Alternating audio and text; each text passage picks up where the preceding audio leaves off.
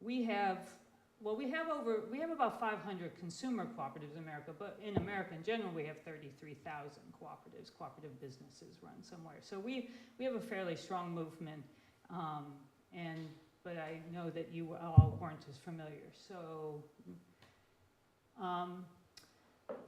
a cooperative is still a business, right? It is a business that is governed by the people who use it, the members.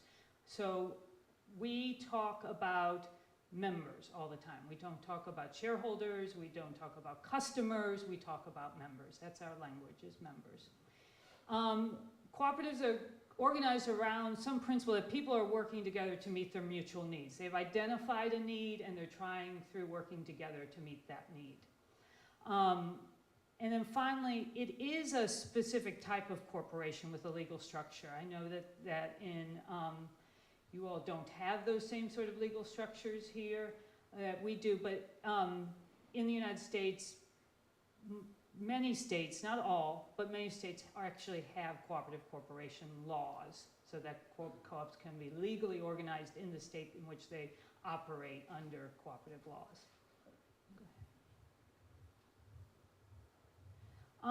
The different types of co-ops are producer, which I think is fairly common here. Agricultural co-ops tend to be the ones that most people think of. Worker co-ops, so where the workers but not the customers own the business. A famous one in the United States is Rainbow Grocery. If you've ever been to Berkeley, California, Rainbow Grocery is probably the largest worker-owned grocery store in the United States. Housing cooperatives, I live in a housing cooperative. That is a fairly common way of organizing housing in New York City, but also student campuses and things like that. Consumer cooperatives, of which we are one, so that would be any type of service type of cooperative. And finally, a purchasing cooperative, so when people get together and leverage their buying power to get better prices or better services. We are considering joining one, the National Cooperative Grocers Association. We haven't yet, but it is a purchasing cooperative of about 160 food co-ops in the United States who use their buying power to actually to negotiate better prices from our main distributor, all of our main distributors, United Natural Foods. So, what are the values of cooperation? These are the ones: self-help, self-responsibility, democracy, equality, equity, solidarity, honesty, openness, social responsibility. Those are ways that all cooperatives and their members act together with each other. They help to organize what you do as a cooperative and how you govern yourself, how you consider members. Equality and equity are really important, that it's one member, one vote, and that every member is treated equally. Openness and honesty are really important when you have a democratic system. It has to be transparent. We are very open at the Park Slope Food Co-op. We don't hide. We share our financials, anything with anyone who wants to, minutes of all our meetings, everything is available to our members because they own the business. So they should have complete access to anything that me as a paid staff person would have. And then social responsibility, that's caring for your community, the community you reside in, and also being a good environmental citizen and everything. I wanted to there are 7 cooperative principles. The International Alliance of Cooperatives, I can't remember now. Here in Europe, there's 7 that everyone sort of signs on to when you become a cooperative. Voluntary and open membership, democratic member control, member economic participation, autonomy and independence, education, training, and information. Number 6 is the one on why I'm here today, cooperation among cooperatives. And number 7, concern for community. We, as staff, often reference these as why we do what we do.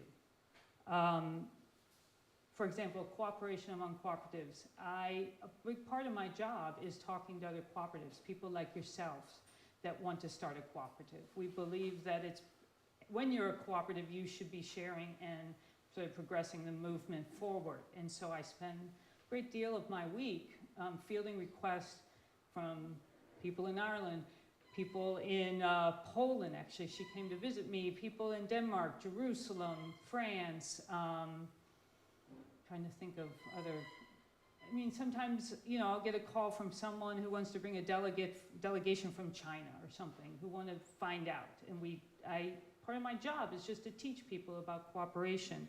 The other thing I think that I do a lot of, and we have trained other staff to do, is education, training, and information. This is really important. The full principle talks about doing it with the youth. It's really important for the cooperative movement to be multi-generational, to bring people up into the cooperative movement.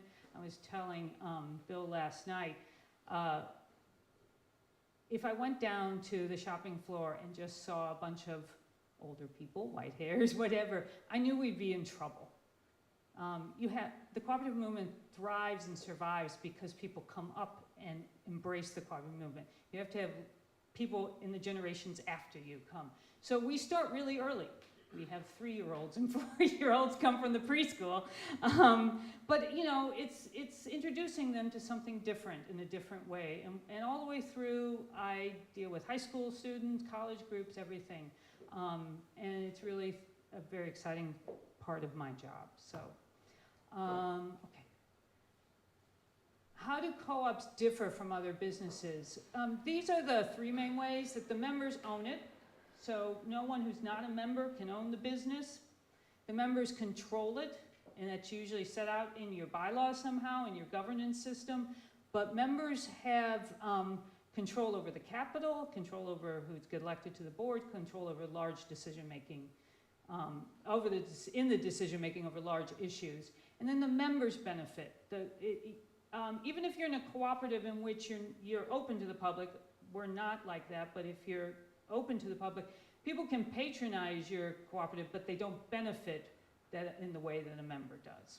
Usually that's most recognizable in that the public would have a different price on the shelf than the members. Usually that's the form it usually takes. The other way is in patronage refunds, but members benefit. But co-ops are businesses too. So the co-op has to be financially stable, financially sustainable. It has to be forward-thinking. It has to be effectively and efficiently run for its membership. So you can never forget that you're also a business. You're not a social club, you're not a charity, you're not an environmental organization. You're a business. And that's how you were incorporated. And sometimes I even have to remind our members because they want us to do something, and I'm like, well, no, you know, in our mission, that's not our mission. That's a worthy goal for someone to pursue, but it's not the co-op's business. Because in order for these things to work, ownership, control, and benefits, you have to keep focusing on what your mission is, and for us, that's selling food to each other. And ancillary things, if they detract from that primary thing, are actually not sustainable for the co-op.